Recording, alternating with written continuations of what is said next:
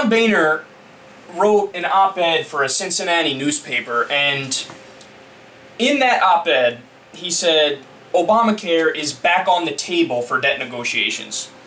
Now, remember, I kept telling you guys, all of this talk about how John Boehner, oh my God, he's being so reasonable. That's what they were saying, because Boehner called a press conference after President Obama got elected, and he said, yeah, I guess maybe some revenues are on the table, but by the way, when I say revenues are on the table, I mean we're still not going to raise the tax rate. We might, you know, close some deductions and loopholes, but probably not for the rich, only for the middle class. Yeah, but I guess maybe some revenues are on the table.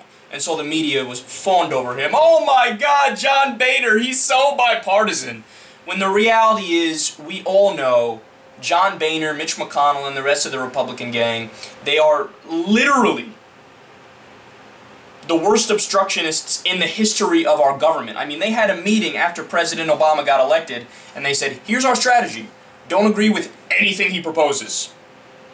Literally, it was a meeting with Frank Luntz. This is on the record. This is stuff that everybody knows. Mitch McConnell came out in a press conference and said it. Our #1 priority is not getting Obama reelected. And then when Obama got reelected, now all of a sudden Obama thinks they're going to play patty cakes and sing Kumbaya with him, when in reality they're going to be just as obstructionist because they don't want the Democrats to have successes, because if the Democrats have successes, then the Republican Party, again, is not going to be viable for the next election or the next election, so on and so forth. So, Boehner also made a comment that he said Obamacare is the law of the land now, and he got some feedback from the far right in his party that basically said, how could you, John? You're betraying us. And so, like I said, in a Cincinnati newspaper, he wrote an op-ed piece that says Obamacare is back on the table in debt negotiations. He's going to bring it up to President Obama and try to have cuts or changes. And here's what I want so badly for either President Obama to do or Joe Biden or any other Democratic senator. I want them to call a meeting with John Boehner. I want them to call the press and tell them they're invited to that meeting. I want them to have it recorded so the American people can see this and they can make up their mind and determine who's reasonable and who's not reasonable, right? Now, the polls are showing now that repealing Obamacare, people are against repealing Obamacare in much larger numbers than they were at any other time, right? And so that means people are more in favor of it now. Now, there was a brief period when the Republicans were running their propaganda campaign saying, oh, the government takeover of healthcare, government takeover of healthcare.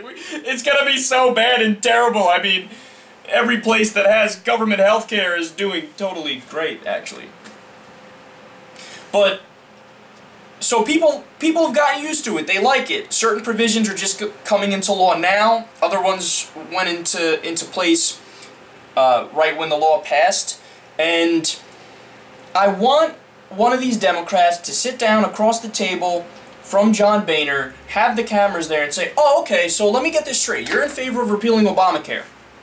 So you want to bring back rejections for pre-existing conditions so the people who need help the most can't get it. You're in favor of that. You're admitting you're in favor of that.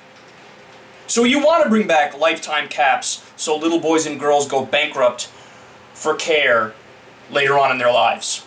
So you want to raise taxes on the middle class because Obamacare gives tax credits to pay for health care. So you want to put your middle finger up to the poor because Obamacare expands Medicaid. So you want to allow health insurance companies to spend only 50% or 60% of their money on care and the rest on administrative costs while they deny people the help they need. So you want to increase the deficit because Obamacare, according to the CBO, which is a nonpartisan group the Republicans quote it all the time when it backs their narrative, cuts the deficit by $127 billion. So let me get this straight, John Boehner. You want all of those things to happen. And yet you're also going to sit here and say that you think the Republicans are the better choice for the American people. I just want to get all this on the record to be clear.